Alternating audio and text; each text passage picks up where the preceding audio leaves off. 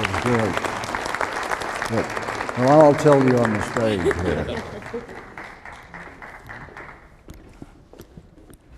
Wowee.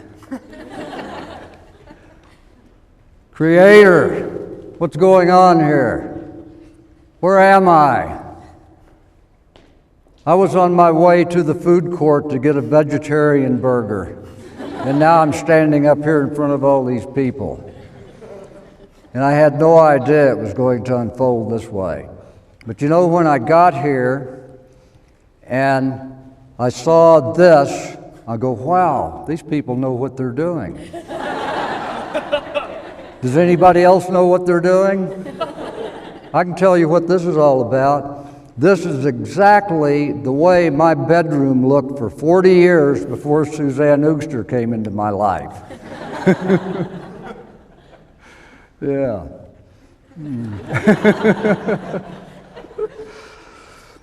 How many of you in here might know Professor David Lertzman? Yeah, so have some of you been through the outdoor leadership programs that I do with him? Well, you need to give that a try. The first class that we did was about 10 years ago, and of all things, 20 MBA students showed up. And these guys and women had never been off of concrete. And so this is called an outdoor leadership program. And they took to it right away. It was beautiful, you know, to see how they believed in getting closer to Mother Earth and how much improvement that would bring to quality of life, quality of being an MBA, quality of doing anything. And we got lots of good reports written. And so here we are 10 years later, we're still doing that. And in my lifetime, I've probably done, I don't know, maybe 1,000 outdoor leadership programs, and I'm only 18 years old. Actually, I'm over 70 and I'm going on 18. And I would just like to say a lot of that has to do with the state of mind I've been able to, well, I haven't developed it, it's just come to me through my experiences. A state of mind where judgment is just about totally removed from existence. That I listen to that voice of spirit for guidance. You see up behind me here, the sacred mystery, great thanks, great peace, great love. Meditations from the heart of the world. That's the guidance for me. And that came into my life at a time when I was up here in Calgary already. I'm from Oklahoma originally. I'll get back to some of that. But I was asked to come to Calgary in 1991 to an international healing conference that was being held in Lethbridge and co-hosted by the Kainai, the Blood people. Well, I walked in there and they said, "What's your name?" You know, they're known as the Blood, the Kainai. And I walked in there and I said, "My name's Sequoyah Trueblood." And they all started laughing, and I'm going, what the heck are they laughing about? But the woman, Jane Daychief, who headed up the Buffalo Women's Society, the oldest continuous women's spiritual society in North America. And how many of you are familiar with that? No? It's a good place to check into sometime. And they're open, you know, to have you come to share with you about what they do. But anyway, she adopted me into the Kainai community at that time, and I had my 9-year-old daughter with me too, Shanti Lalita. She was traveling with me, and they took her away from me all of a sudden. And I didn't see her for a week and found out later that it had her in a teepee and they were doing her rite of passage ceremony because her moon time had started, and I'm her father, and I have no idea. So, that's where I got my start in Canada in that way. But right now, I'd like to do what we always do and give thanks to that loving divine presence that's always watching over us, that loving divine presence that guided us all together here today. We wouldn't be here otherwise.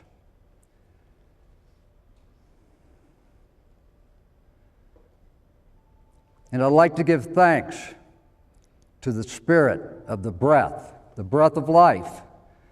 And I don't think any of us would be here without that either. That breath of life.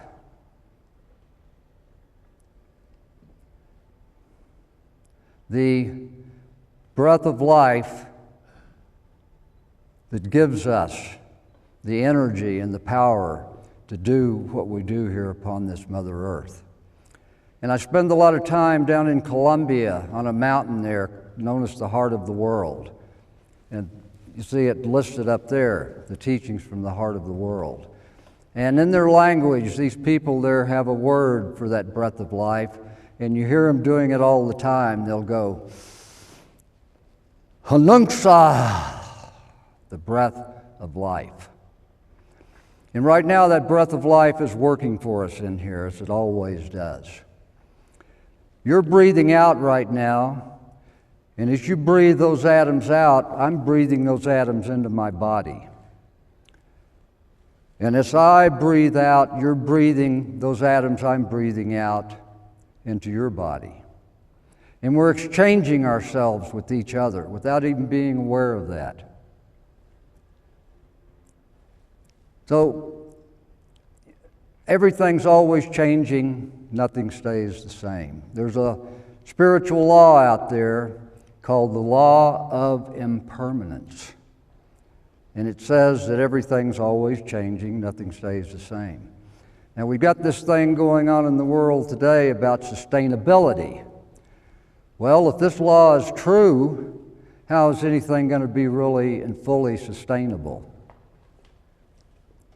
We're barking up the wrong tree a little bit here. Nothing is truly sustainable except unsustainability itself. But we've got to move forward, and we've got to change the way that we're doing things. That law of change says everything's changing, nothing stays the same. There's more pain and suffering on this earth from human beings who are trying to do things differently than the way they're unfolding for us. If we can just allow things unfold, get that intellect out of the way sometimes for a little while, then that voice of spirit can work to us in our life. There's an oral history that tells us that long ago we sacred two-leggeds, we turned our backs on the original instructions, the original teachings of Creator. And since that time, we've been walking down a trail where in our mind we thought that we were doing everything in just the way where we were going to come to this thing called success in everything that we were doing. Well, we're coming to that place now where we see that maybe we were just a little bit off in those estimations. Lots of people come to me today, and I've had professors come to me, say, Sequoyah, I just don't know what to do anymore. And I'll go, good! And they'll look at me, and what am I doing here then? Good.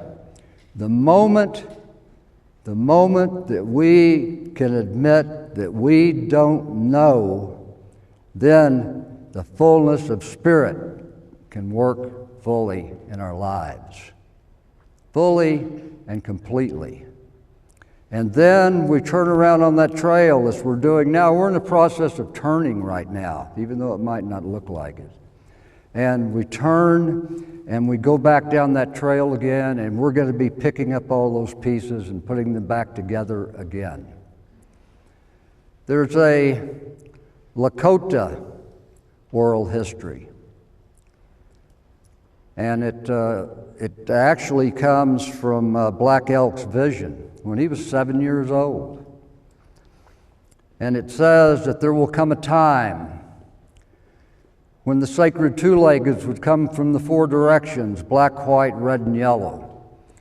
And we would all find ourselves living under the flowering tree of peace, standing there holding hands with one another, recognizing we're all members of the same family. And that's exactly what we're doing right now, folks. We're standing under that tree right now. We're standing under it, and we're watching this prophecy come to be. And it said there will be that sacred herb form under that tree, black, white, red, and yellow, the colors of the four peoples. And I can tell you right now, I'm aware that every black, white, red, and yellow person who's ever existed lives inside of me right now. And I can tell you, too, that every black, white, red, and yellow person who's ever lived lives inside of you right now. And you have access to all that information they've gathered within them over the ages. And there's only one thing that blocks us from living fully in the heart of receiving that information, and those are our own judgments. Our judgments. See? I'm over 70, like I said, going on 18, and I'm healthy. I'm healthy. And I can tell you for certain that one of the reasons I'm healthy these days is that I very much restricted the movement of those judgments within my own life. I'm convinced that all sickness, all disease stems from our judgments. That first judgment, if you look at the Garden of Eden story, there's lots of stories around that, but the one that said they were kicked out of paradise, I don't know, I don't especially feel like they were kicked out, but they turned around and went that way on their own, our ancestors. But that was the first judgment. That was the first one. So, I live here upon this life, this Mother Earth now with a different life. I was originally born in a little town called Stroud, Oklahoma. Yes, I've got 5 minutes left. I was originally born, can I get this in 5 minutes? Originally born on a farm in Oklahoma. In 1940, and Native people at that time, if you had Indian blood, you were considered an animal. I was an animal, see? And on my mother's side of the family, I had a German grandmother whose purpose in life was to beat the animal out of me. A Catholic priest came and got me at the age of 9, took me to a residential school in Muskogee, Oklahoma. Their purpose was to beat the animal out of me. And I would hear things like, "You're no good, you'll never amount to anything, you're too stupid, don't ever think about going to university." And by the way, I broke my brother's record by a lot right here. And what'd you say, 6 years it took you? 5? Well, I gave him a little bit more. It took me 21 years to get a bachelor's degree from the time that I started. And anyway, I ended up in this residential school, and I had never met my mother, I'd never met my father. I ended up in a Catholic school in Oklahoma City, and what was their job? To beat the Indian out of me. As soon as I turned 17, I joined the Army. I didn't even get a high school diploma. I joined the Army, I ended up becoming a Green Beret, I ended up being in Southeast Asia for 3.5 years, running missions that are still top secret, missions that I ended up going to prison over. I've one time had a 44-year prison sentence. All right, anybody else in here beat that one? Because I had to take the hit. The person who they were trying to arrest said, "Hey, how would you like to trade me for a major in military intelligence?" And I was told if I said a word, I would be dead. I didn't get to say anything at any of the trials. But after all these trials were over and some sanity reigned, a guy from the CIA came down to where was it, in North Carolina, and another fellow from the Supreme Court went to see the governor there. And nothing was written down, but he was informed about what happened. They walked up to me, let me out of prison. I began the next day working on the Cherokee Reservation with youth in the mountains there. So I had all kinds of outdoor skills. And so I did that for 6 years until I was invited to come up here. One day I was invited out on the West Coast where there had been some suicides, and I've worked in lots of suicide situations. And I went out to the West Coast, and when I'm in a situation like that, I've already gone past my minutes there, I know. 2 more minutes? All right. So I've never done anything in 18 minutes before.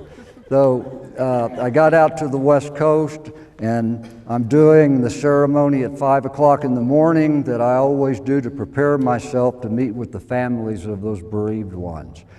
And I just sat there with the pipe and the medicines, and all of a sudden in front of me, this is what I saw. Boom! Great thanks, great peace, great love. And at that time, it came to me in the Mohawk language. I speak a little of many different languages, and that was Nyawagoa, Skonagoa, Gonarunkwa-goa. And I was also shown 16 shape-shifting positions at that time. And it's like the yoga of this hemisphere.